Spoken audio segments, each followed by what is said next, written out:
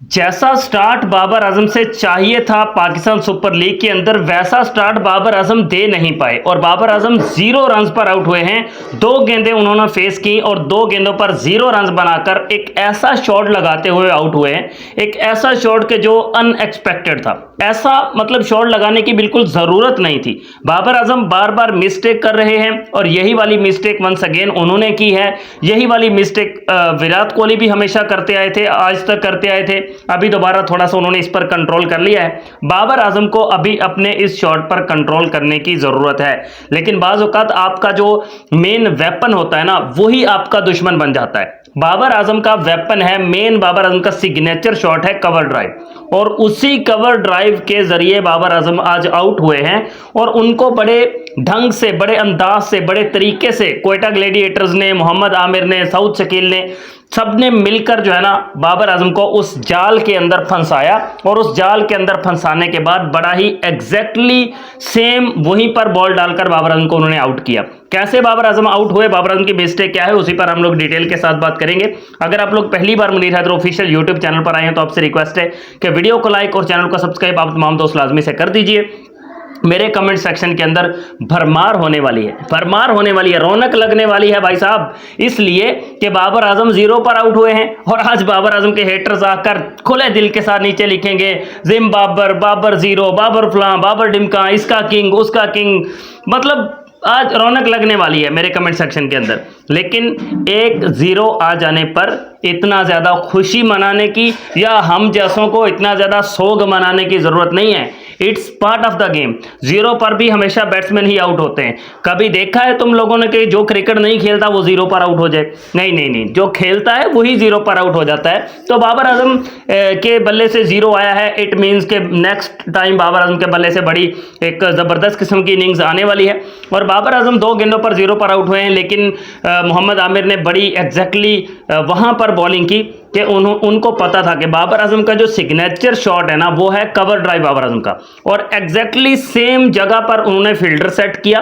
हालांकि आपको अमूमन यहाँ पर फील्डर लगता हुआ बहुत कम दिखाई देता है। यहाँ पर जिस जगह पर ये Rilee Rossouw I think fielder था, तो जहाँ पर उसको सेलेक्ट किया गया था, जहाँ पर उसको खड़ा किया गया था ना, यहाँ पर हमने बहुत कम देखा है कि फील्डर यहाँ पर खड़े होते हैं, क्योंकि पावर प्ले के अंदर भी जो फील्डर हैं थोड़ा सर्कल के ऊपर होते हैं। लेकिन यहाँ पर उसको खड़ा किया गया था थोड़ा क्लोज करके कि हम बाबर आजम जब कवर ड्राइव मारने के लिए जाएंगे तो वहाँ पर बाबर आजम का कैच भी आ सकता है। और एग्जैक्टली मोहम्मद आमिर ने, जो कि बहुत एक्सपीरियंस्ड बॉलर हैं, उन्होंने अपने एक्सपीरियंस को यूज़ करते हुए बाबर आजम को बॉल भी 6 स्टंप पर डाला।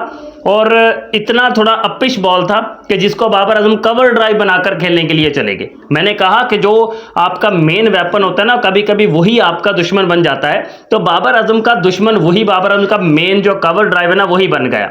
और वहां पर थोड़ा अपिश बॉल था जिसको कवर ड्राइव लगाने के लिए गए, और अगर फील्डर पीछे होता ना सर्कल के ऊपर, तो ये कभी कैच नहीं होता, ये कभी कैच नहीं होता, क्योंकि यहाँ पर भी बड़ी मुश्किल से उसने फील्डर ने लपक कर इसको कैच को पकड़ा है। तो अगर ये फील्डर पीछे होता 15 यार्ड सर्कल पर, तो ये कभी कैच होता ही नहीं। लेकिन क्योंकि एक स्ट्रेटजी बनाई गई थी, सऊद शकील ने बड़ी ज़बरदस्त कप्तानी की है, एक स्ट्रेटजी बनाई थी उन्होंने कि हम यहाँ पर बॉल डालेंगे, यहाँ पर हम बाबर को आउट करेंगे, बाबर कवर ड्राइव मारने के लिए एग्जैक्टली जाएंगे, वो उनका फेवरेट शॉट है, तो यहाँ पर क्या जा सकता है। तो एक ज़बरदस्त स्ट्रेटजी बनाकर बाबर आजम का विकेट हासिल किया है। लेकिन छठी स्टंप पर जाते हुए बॉल को और इतनी थोड़ी अपिश बॉल को इस तरह से बाबर आजम ने भी गलत खेला, जबकि शायद मे बी कि उनके माइंड में ये नहीं था कि यहाँ पर फील्डर है। मे बी इस शॉट को मारते वक्त उनके माइंड में ये चीज़ ना चल रही हो कि यहाँ पर फील्डर है, क्योंकि अक्सर वो ऐसे ही शॉट मारते रहते हैं कवर ड्राइव, तो इस तरह से थोड़ी अपिश भी जाती हैं। लेकिन क्योंकि फील्डर 15 यार्ड सर्कल पर होते हैं तो कैच नहीं पकड़ा जाता। But well done to Quetta Gladiators को, उन्होंने बड़ी ज़बरदस्त किस्म की टेक्निक के साथ बाबर आजम का विकेट उन्होंने हासिल किया। लेकिन ऐसा नहीं है कि बाबर के 0 पर आउट होने पर कोई कोहराम बर्पा हो जाए।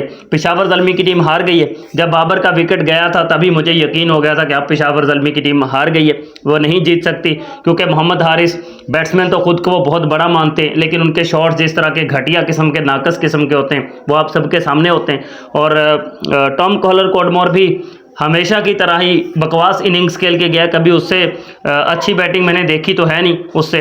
लेकिन वो पक्का एक प्रॉपर इनका मेन बैट्समैन बना हुआ है टीकेसी। और जैसा कि मैंने पहले बोला था कि मिडिल ऑर्डर में इनको बड़ी परेशानी बनेगी पेशावर ज़ल्मी को। कल भी मैंने जो वीडियो बनाई थी उसमें मैंने बोला था कि पेशावर ज़ल्मी जब मिडिल ओवर्स में फंसेगी, मिडिल ऑर्डर के बल्लेबाज इनके अच्छे नहीं हैं और वही 1 2 3 4 बनाकर आउट हुए हैं। साइम अयूब ने थोड़ा अच्छा खेला और वो एक और बैट्समैन कौन था वो भी अच्छा खेल के गया है। बाकी आपके सामने जो भी है, बट होप सो बाबर अगले मैच में बड़ी इनिंग्स ज़रूर खेलेंगे।